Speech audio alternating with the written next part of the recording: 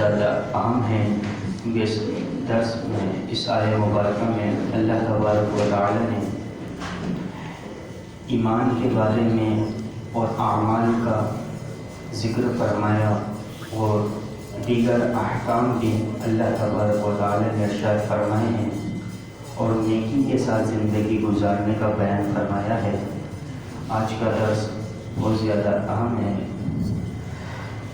اللہ تبارک و تعالی نے ارشاد فرمایا، لیس البر ان تولوا وجوہکم قبل المشرق والمغرب، اصل نیکی یہ نہیں کہ تم اپنے چہرے مشرق یا مغرب کی طرف کر لو، ولکن البر من آمن باللہ والیوم الآخر والملائکۃ والکتاب والنبیین، اور بلکہ اصل نیکی وہ ہے جو اللہ تبارک و تعالی پر ایمان لایا اور قیامت پر ایمان لایا اور فرشتوں پر اور کتاب پر اور پیغمبروں پر ایمان لے کر آئے۔ وَآتَى الْمَالَ عَلَى حُبِّهِ ذَوِي الْقُرْبَى وَالْيَتَامَى وَالْمَسَاكِينِ، اور اللہ تبارک و تعالی کی محبت میں اپنا مال عطا کرو ذوی القربى، اپنے قریبی رشتہ داروں کو، والیتامى اور یتیموں کو، والمساکین اور مسکینوں کو، وابن السبیل اور مسافروں کو، والسائلین اور سائلوں کو، وفی الرقاب اور غلام اور لونڈیوں کی گردنیں آزاد کرنے میں اپنا مال خرچ کرو۔ وَأَقَامَ الصَّلَاةَ اور نماز کو قائم کرو، وَآتَى الزَّكَاةَ اور زکوٰۃ ادا کرو، وَالْمُوفُونَ بِعَهْدِهِمْ إِذَا عَاهَدُوا، اور وہ لوگ جو عہد کر کے اپنے عہد کو پورا کرنے والے ہیں، وَالصَّابِرِينَ فِي الْبَأْسَاءِ وَالضَّرَّاءِ وَحِينَ الْبَأْسِ، اور مصیبت اور سختی میں اور جہاد کے وقت صبر کرنے والے ہیں۔ اولئک الذین صدقوا، اور یہی لوگ سچے ہیں، واولئک هم المتقون، اور یہی لوگ پرہیزگار ہیں۔ عزیزان گرامی، اس آیت مبارکہ کے شان نزول کے بارے میں دو اقوال ہیں۔ ایک تو یہ ہے کہ یہ آیت مبارکہ یہودیوں اور عیسائیوں کے حق میں نازل ہوئی۔ یہودی مغرب کی طرف اور عیسائی مشرق کی طرف سمت کر کے نماز کو پڑھا کرتے تھے، تو اللہ تبارک و تعالی نے ان کے رد میں اس آیت مبارکہ کو نازل فرمایا کہ تم صرف رک کر کے نماز پڑھنا ہی اصل نیکی نہیں، اس کے ساتھ ساتھ یہ جو ذکر فرمایا رب تعالی نے نماز کے، روزوں کا اور دیگر احکام کا، تو دوسرا قول یہ ہے کہ ایک شخص نبی پاک صلی اللہ تعالی علیہ وسلم کی بارگاہ میں حاضر ہوا اور عرض کیا، رسول اللہ صلی اللہ علیہ وسلم نیکی کیا ہے؟ تو پھر اللہ تبارک و تعالی نے اس آیت مبارکہ کا نزول فرمایا کہ میرے محبوب، آپ نیکی، ایمان کے بارے میں، عبادات کے بارے میں، احکام کے بارے میں، اسلام کے بارے میں انہیں یہ احکام بتا دیں۔ اب اس آیت مبارکہ میں اللہ تبارک و تعالی نے سب سے پہلی چیز فرمائی، من آمن باللہ، یعنی اللہ تبارک و تعالی پر ایمان لانا۔ اب اس ایمان لانے کا مطلب کیا ہے؟ ایمان لانے کا مطلب یہ ہے کہ اللہ تبارک و تعالی کو وحدہ لا شریک ماننا، حی قیوم ماننا، علیم اور سمیع ماننا، بصیر ماننا، اللہ تبارک و تعالی کے ساتھ کسی کو شریک نہ ٹھہرانا، اور اس بات پر ایمان لانا کہ اللہ تبارک و تعالی اجسام سے پاک ہے۔ ہم یہ نہیں کہہ سکتے کہ اللہ تبارک و تعالی کہ ہماری طرح معاذ اللہ آنکھیں ہیں، ہاتھ ہیں، پاؤں ہیں، کان ہیں، زبان ہیں۔ اگر کسی کا یہ عقیدہ ہے تو وہ دائرہ اسلام سے خارج ہے۔ اور دوسرا ذکر فرمایا والیوم الآخر، یعنی یوم آخرت پر ایمان لے کر آنا۔ اب یوم آخرت کا مطلب یہ ہے ایمان لانے کا کہ بندے کو اپنے اعمال کا میدان محشر میں قیامت کے دن حساب و کتاب دینا ہے۔ نبی پاک صلی اللہ تعالی علیہ وسلم نے شفاعت کرنی ہے، نیک کو جزا دی جائے گی اور بدکار کو سزا دی جائے گی، اس پر ایمان لے کر آنا۔ اور نبی پاک صلی اللہ تعالی علیہ وسلم حوض کوثر پہ اپنے غلاموں کو حوض کوثر کا جام عطا فرمائیں گے، اور اسی طرح پل صراط پہ سے گزرنا، اس پر بھی ایمان لے کر آنا۔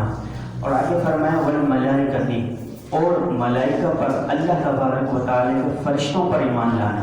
اس آیت مبارکہ میں یہ ذکر فرمایا، اور اس بات پر ایمان لانا کہ اللہ تبارک و تعالیٰ کے جو معصوم فرشتے ہیں، نہ ان میں مذکر ہوتے ہیں نہ مؤنث ہوتے ہیں، نہ یہ مرد ہیں نہ عورت ہیں، اور ان کی تعداد اللہ تبارک و تعالیٰ ہی بہتر جانتا ہے۔ جو مقرب فرشتے حضرت جبرائیل، حضرت میکائیل، حضرت عزرائیل، حضرت اسرافیل علیہم السلام، ان پر ایمان لے کر آنا۔ اور اسی طرح آگے فرمایا والکتابی، اور اللہ تبارک و تعالیٰ کی تمام کتابوں پر ایمان لے کر آنا، تورات، انجیل، زبور، قرآن کریم، حضرت شیس، حضرت ادریس، حضرت آدم علیہ السلام پر جو صحائف نازل ہوئے ان پر ایمان لے کر آنا، تمام انبیاء کرام پہ جو صحائف وغیرہ نازل ہوئے ان پر ایمان لے کر آنا۔ لیکن آج کے دور میں، آج کے معاشرے میں اگر ہم دیکھتے ہیں کہ لوگ تورات، انجیل، زبور، ان کا نام و نشان جو اصل تھی ان کو ان میں تحریف کر دی گئی ہے، اس پر ایمان لانا نہیں ہے، بلکہ اگر صحیح جو رب تعالیٰ کی طرف سے بعینہ جو کلام تھا اس پر ایمان لانا ضروری ہے۔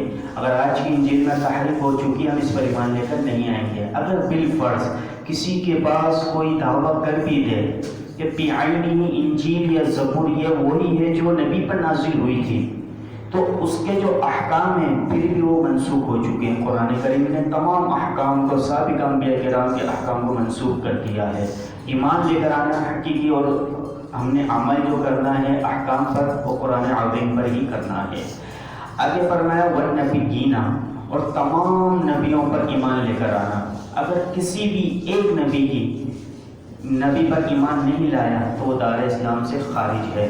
یہاں پر مفسرین نے فرمایا 313 رسول اللہ تبارک و تعالیٰ نے بھیجے، اور 1,24,000 کم و بیش انبیاء کرام علیہم السلام تشریف لے کر آئے۔ سب پر ایمان لانا ضروری ہے۔ اگر ایک کا بھی انکار کر دیا تو بندہ کافر ہو جائے گا۔ تو یہاں پر یہ ایک اور بات یاد رکھیں کہ لوگ 1,24,000 کہتے ہیں، تو اس میں ہمیں یہ احتیاط کرنی ہے، لفظ سے کم و بیش کا اضافہ کرنا ہے۔ اگر لفظ ہم نے کم و بیش کا اضافہ نہیں کیا، ہو سکتا ہے کہ 1,24,000 سے کم تعداد ہو، جب زیادہ ہوئے تو ہم نے زیادہ کا انکار کر دیا، اور اگر ہم نے کم کہے تو اسی طریقے سے زیادہ کا انکار بھی نہیں کہنا، تو وہ ہوگا بندہ دائرہ اسلام سے خارج ہو جائے گا۔ تو اس لیے 1,24,000 کہنا چاہیے۔ آگے پھر اللہ تبارک و تعالیٰ نے فرمایا، یہ تو ایمان کا ذکر ہوا، آگے فرمایا اعمال کا ذکر فرمایا، وَآتَى الْمَالَ عَلَىٰ حُبِّهِ، اور اپنے رشتہ داروں کو خوش دلی کے ساتھ خرچ کرنا۔ اب یہاں پہ یاد رکھیں عزیزان گرامی، خرچ کرنا، صدقہ جو ہے 2 قسم کا ہوتا ہے، ایک ہوتا ہے صدقہ نافلہ اور دوسرا ہوتا ہے صدقہ واجبہ۔ صدقہ نافلہ جو ہوتا ہے وہ تمام رشتہ داروں کو ہم دے سکتے ہیں، اور صدقہ واجبہ جو ہوتا ہے اس کے کچھ قیودات اور شرائط ہیں، جیسے کہ زکوٰۃ، مصارف زکوٰۃ ہیں۔ اب مصارف زکوٰۃ کے جیسے کہ جب نیت کرتے ہیں، زکوٰۃ جب ہم ادا کرتے ہیں اس کی کچھ شرائط ہیں۔ کیا شرائط ہیں؟ چند میں آپ کے سامنے ذکر کر دیتا ہوں کہ نیت ہونا ضروری ہے، زکوٰۃ کا جب ہم مال کسی کو دے رہے ہیں نیت ہونا ضروری ہے، اور اس کو مالک بنانا ضروری ہے، اور تیسرا یہ کہ وہ شرعی فقیر ہو، اس چیز کا اہل ہو کہ وہ زکوٰۃ لے سکتا ہو۔ اسی طرح یہ بھی یاد رکھیں کہ صدقہ واجبہ کیا کیا ہے، زکوٰۃ ہے، کفارہ ہے، اور اسی طریقے سے فطرہ وغیرہ، یہ صدقہ واجبہ ہے۔ یہ ہم کسی کو نہیں دے سکتے، عام کو نہیں دے سکتے، اس کے لیے وہ نیت شرعی فقیر ہونا ضروری ہے۔ آگے آئے گا انشاءاللہ یتیم، مساکین، مسافر کو دینا ضروری ہوتا ہے۔ اسی طرح یہاں پر ایک اور اصول یاد رکھیں کہ زکوٰۃ کس کو نہیں دے سکتے، ایک ہوتا ہے اصل اور دوسرا ہوتا ہے فروع۔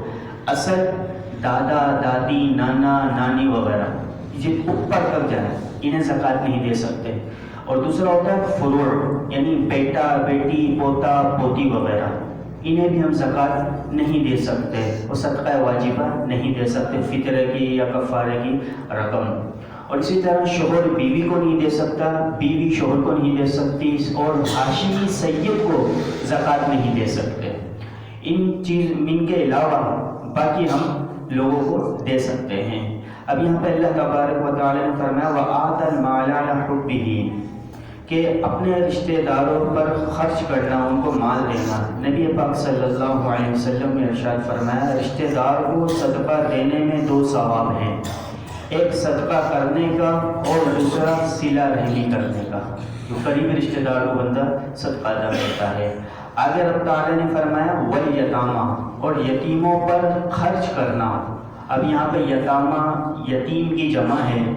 یہاں پر یہ بھی یاد رکھیں کہ یتیم کہتے کسے ہیں، یتیم کی تعریف کیا ہے۔ نابالغ بچہ کا والد اگر انتقال کر جاتا ہے وہ پھر یتیم ہو جاتا ہے، اور جیسے ہی وہ بچہ بالغ ہو گیا اب وہ یتیم نہیں رہا شرعی طور پر، اب وہ یتیم نہیں۔ ہمارے یہاں 25 سال کا ہے یا 30 سال کا ہے اور اس کے والد کا انتقال ہو جاتا ہے تو اس کو ہم یتیم کہہ دیتے ہیں، حالانکہ وہ شرعی حساب سے وہ یتیم نہیں ہے۔ اور والد کا ہی انتقال ہو، اگر ماں کا انتقال ہو گیا، چھوٹا بچہ ہے 7 سال کا 6 سال کا 5 سال کا، وہ یتیم نہیں ہے۔ اگر والد کا انتقال ہو جاتا ہے تو وہ یتیم کہلاتا ہے۔ اسی طرح رب تعالیٰ نے فرمایا والمساکین، تو یہ جمع ہے مسکین کی۔ تو مسکین کسے کہتے ہیں؟ مسکین کی تعریف یہ ہے ضروریات زندگی کی کوئی چیز اس کے پاس موجود نہ ہو، وہ مسکین ہے۔ یعنی اگلے وقت کا کھانا بھی موجود نہ ہو، وہ مسکین ہے، اسے ہم زکوٰۃ فطرہ واجبہ سے ادا کر سکتے ہیں۔ اسی طرح یہ بھی یاد رکھیں رب تعالیٰ نے فرمایا وابن السبیل، اور مسافروں پہ خرچ کرنا۔ اب ایک شخص وہ دوسرے شہر میں گیا، اس کے پاس مال ختم ہو گیا، یا پھر اس کا مال چوری ہو گیا، اب شرعی طور پہ وہ مانگ سکتا ہے، لے سکتا ہے لوگوں سے پیسے، صدقہ واجبہ بھی وہ لے سکتا ہے اور لوگ اسے دے بھی سکتے ہیں۔ یہ مسافروں پہ خرچ کرنا ہے۔ آگے رب تعالیٰ نے فرمایا والسائلین، اور سائلوں کو دینا، یعنی مانگنے والوں کو دینا۔ اب آپ نے دیکھا ہوگا اس میں تفصیل تو بہت ہے، لیکن اکثر یہ یاد رکھیں کہ سائل کو دینا بعض صورتوں میں جائز ہوتا ہے، بعض صورتوں میں حرام ہوتا ہے۔ جائز والی صورت یعنی وہ شرعی فقیر ہے اسے دینا جائز ہے، اور حرام والی صورت شرعی فقیر نہیں ہے اسے دینا حرام ہے۔ کہ نبی پاک صلی اللہ تعالی علیہ وسلم نے ارشاد فرمایا جس شخص نے سوال کیا حالانکہ اس کے پاس بقدر کفایت موجود ہے، اتنی چیز موجود ہے جو اسے سوال سے بے نیاز کر سکتی ہے، تو پھر بھی وہ مانگ رہا ہے، وہ یعنی اپنے پیٹ میں جہنم کے انگارے بھر رہا ہے۔ اب سائل کہتے کسے ہیں؟ تو یاد رکھیں کہ شرعی طور پہ وہ شخص جس کے پاس 2 وقت کا کھانا نہ ہو، وہ اگر مطالبہ کرتا ہے یا مانگتا ہے تو اسے دینا بالکل جائز ہے، اس کے لیے لینا بھی جائز ہے۔ اب آپ نے دیکھا ہوگا اکثر مساجدوں میں جو جیسے امام صاحب نے سلام پھیرا وہ کھڑے ہو جاتے ہیں، جو پیشہ ور ہیں، اگر کسی نے پیشہ ور کو دیا تو یاد رکھیں یہ دینا حرام ہے، لینے والا بھی گناہ گار اور دینے والا بھی گناہ گار۔ پیشہ ور کے بارے میں فقہاء کرام نے فرمایا کہ اگر کسی نے پیشہ ور سائل کو مانگنے والے کو دیا تو وہ 1 روپیہ دیا بالفرض، تو اس کے کفارے کے دور سے وہ 70 درہم یعنی 70 روپے اور زیادہ دے اس کے کفارے کے طور پر۔ کیوں؟ وہ اس وجہ سے کہ اس کو تو حق ہی نہیں تھا، ہم نے گناہ میں اس کے ساتھ تعاون کیا، اس کی حوصلہ افزائی کی، تو اس لیے فقہاء کرام نے فرمایا جو پیشہ ور سائل ہیں، مانگنے والے ہیں، جیسا کہ آپ نے دیکھا کہ مساجدوں میں جو آتے ہیں جیسے امام صاحب نے سلام پھیرا وہ کھڑے ہو جاتے ہیں اور انہیں نہ نماز سے کوئی مطلب نہ دعا سے کوئی مطلب، امام صاحب ڈسٹرب ہو رہے ہیں لیکن وہ مانگنے میں لگے ہیں۔ جیسے ہی انہوں نے اپنا مطالبہ پورا کیا، سنتیں بھی نہیں پڑھتے، نفل بھی ادا نہیں کرتے، پیچھے جا کے کھڑے ہو جاتے ہیں۔ یہ پیشہ ور سائل ہیں اور انہیں دینا حرام ہے، ناجائز ہے، دینے والا بھی گناہ گار ہوگا اور لینے والا بھی گناہ گار ہوگا۔ آگے اللہ تبارک و تعالیٰ نے فرمایا وفی الرقاب، اور غلاموں کی گردنیں چھڑانے میں خرچ کرنا۔